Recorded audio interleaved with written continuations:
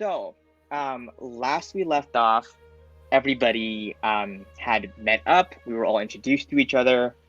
You all were inducted into the same group or team. We're gonna pick up maybe a couple days afterwards. All of you have received a letter, and it is informing you that the time has come for you all to go on your first mission. You knock on Captain Gawain's door.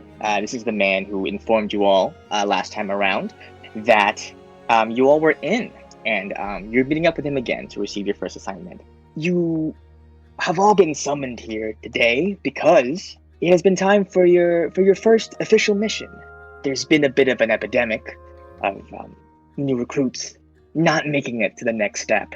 We don't have many people around, and we are flooded with requests, and I could tell you all were anxious to get out into the world, so are you willing to accept the assignment?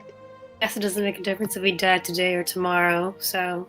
Now that is the kind of attitude that worries me, but is very applicable in this situation. You will be accompanying a merchant ship, captain by the name of Aramis? He kind of has struggles to pronounce the name, and you'll be traveling from Adaport all the way into Pilstrom in the Gallen Republic. Word has it that Captain Aramis has a wind cloak on his ship, so the travel should be relatively fast. What do you guys do in the 3 hours? All right. I'm going to the ship as well. And you find a very narrow and long ship that tapers out a bit at the end, and it is painted pitch black. As you step onto the ship, you feel a very strong gust of wind kind of, not forcefully blow you back, but it seems to come from out of nowhere. But you don't see anybody. The two of you approach kind of this set of stairs that leads down below deck. And once again, a very strong gust of wind, much more forceful this time, strikes upon you. It doesn't hurt. Hey, look! Get down! Yeah? I'll get down and I'll start crawling to the... I'm not gonna crawl. I'm just gonna walk normally. Because the wind... I mean, Yeah, aerodynamic, yeah. Yeah. I'm Okay. gonna hit the side of the boat a bit more, As you do so, you see the ground kind of in front of you darkens a little bit, and you realize that it is the shadow of a person.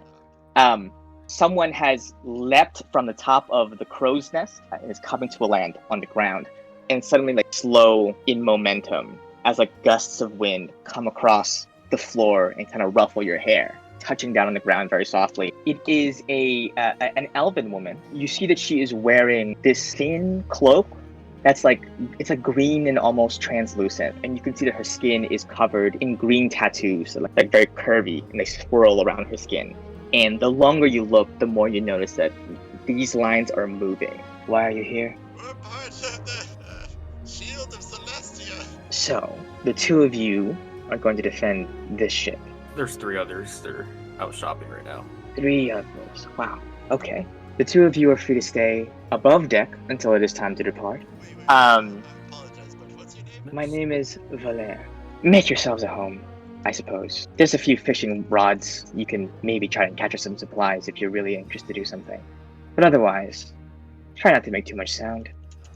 Alright. You hear a set of loud footsteps. You see red-skinned tiefling with a trifold hat. He looks like he's a little bit drunk. I see that you have arrived a bit early. I am Captain Aramis. He turns to you, Ayla. Even though you're writing, you kind of have your journal in front of you, and you're writing in it. Reaches to grab at the chain around your neck. You were able to drop your pen and immediately stop his hand. You don't want me to see? You look like you have some nice hardware, you know? Yeah, I'd rather not, though. That is mine. I like to keep to myself. I'm sorry. Understood. And you see that one of his eyes is also red, but the other eye is golden right now. And as he backs away, the gold kind of recedes back to red. At this point, the rest of you have now arrived at the ship. As you guys kind of congregate on this one part of the ship, the captain, he kind of clasps his hands together and he says, I really appreciate you coming to our aid. How long have you all been adventuring together, going on missions and all that? This is You the know. first.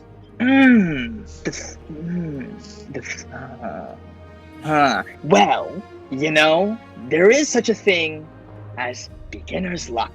And I believe in that. There's only a few rules on the ship that I need to tell you about. Number one, and you see that he has been mostly jovial this entire time, but his face kind of drops. Whatever I say is final. You will follow my orders. Number two, keep your exploration of the ship confined to this room which has been assigned to you for you to sleep in. What do we want to do on the ship? I want to talk to Varys. Varys? Is that her? Valer. Yes. Hey, how do you do that? You have never met a wind cloak before. No. You really don't know anything about wind cloaks. No, I'm what you would call sheltered. I lived under a rock for most of my life. You didn't say Palea, but it sounded. I get where you're coming from. Gallet, because you have been on the seas for a bit, and you've heard of wind cloaks. They're pretty rare. It's kind of a rare genetic phenomenon on people in the Gallan Republic. They are essentially people who are considered to be blessed with the power to move the wind. Because of this, they have been found to be very useful in, sea travel in general, but especially in navies. The captain and I met a long time back. He did me a favor, so I've been helping his ship out ever since. Alok and Sumo, what are you two up to? Trying to get to know the crew a little bit, just to see what other characters are on the ship. There's a burly Minotaur sailor having an arm wrestling match with a much smaller dwarven sailor. This halfling on the chair kind of has her hand on her cheek. How are you, by the way? You're the shieldy person? Oh yes. If you ever tire of arm wrestling life, perhaps you would look into it. Yeah, not really our style. It's a little bit No? too, I don't know, conventional. How so? Let's just say that with my life experience and history, that it would be unlikely that I would pass the level of scrutiny that they utilize in their entrance exams. Alok, what are you up to?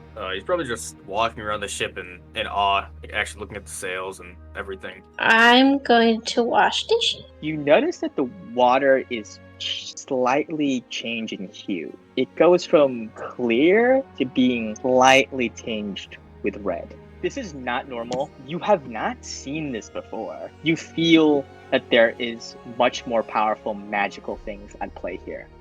Ruby and this Minotaur Andros are exchanging blows. But Alok, as you hide behind these crates, you look up and you see the clouds above you beginning to turn a little bit red. Eventually, Andros gets tired. He looks at her and he's like, all right, can we just stop with this entire nonsense? You've proven your strength. You hit pretty hard. And he offers you his hand to shake. Wow, giving up so easily? Look, just call it a draw, right? And you hear that the sailors run him booing, boo. You're gonna give up, boo. I only shake hands with people that I respect. This kind of angers him a bit, and you can tell he's about to go off. But then a sudden gust of wind kind of washes over the deck. And all of you who are on top there, you feel it, and you shiver a little bit. Valer takes a rope down, and she yells at everybody to immediately get below deck. Captain, it seems there's a situation above deck. Valer requested your presence. I'll hold up my vial of red water and just be like, does this ring any bells? Whatever water turning red symbolizes, he knows what it means. He takes it in his hands, and his hands shake a little bit back into your hand, and he pushes past you to get above deck. The old man looks up at you, Sumo. He lifts up his manacles, kind of waves his hand over it. He unlocks himself and puts a finger to his lips, shh, don't tell anybody. An arcane message in his mind. What's your story? I'm just, how you say, an interested party. There's been certain things happening that I haven't had the chance to fully investigate, and this struck me as the easiest way to do it. Ruby, Alok, the captain runs up, and he looks out to the sky, and you see that he's immediately shaken. He runs over to Valer. So it's really back. Valer looks at him, and she says, we should leave. May I ask what's back? Aramis takes off his hat and he says, "The Red Wraith." Gallet, you feel your ring on your finger tighten a little bit. You have heard tales that there is this spectral pirate captain called the Red Wraith. Is rumored to be this like weird magical being that just shows up now and then. And every time he shows up, there is a storm, and every time he shows up, ships are wiped from existence. If the story is that everyone dies, who's telling these stories?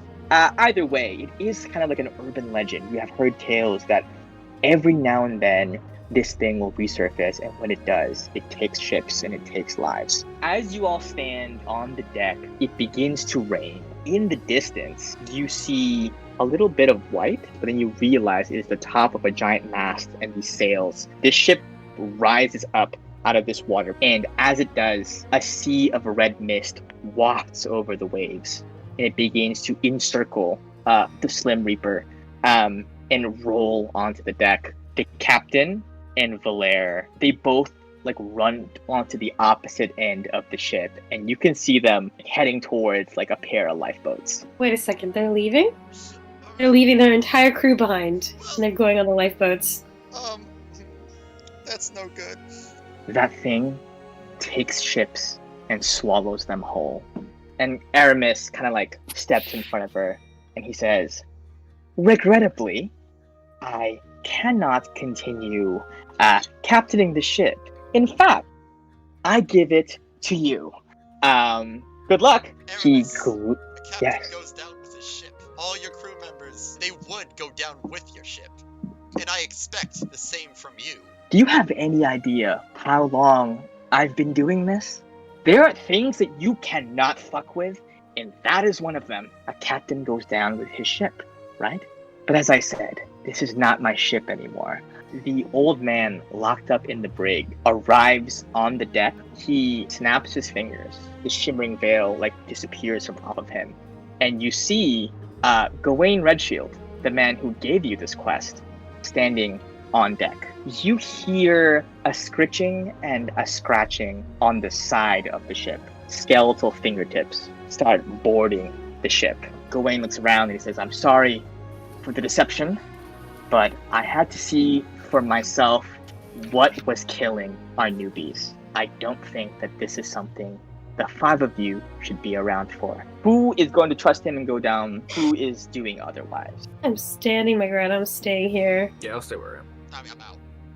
I will go below. You push open doors to the storeroom, and in the far end, you see just a mess of broken glass and red water. In the center, weirdly enough, a frog floating encased in a red bubble. Nope. Then I close the door. I don't want to mess with that myself.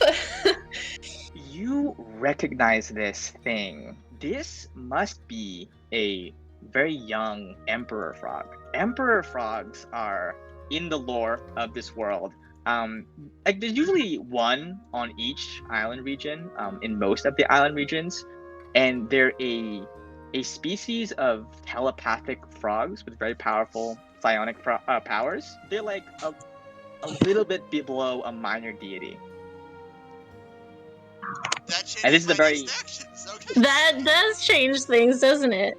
And this is like a very, but this is it seems to be a very young one.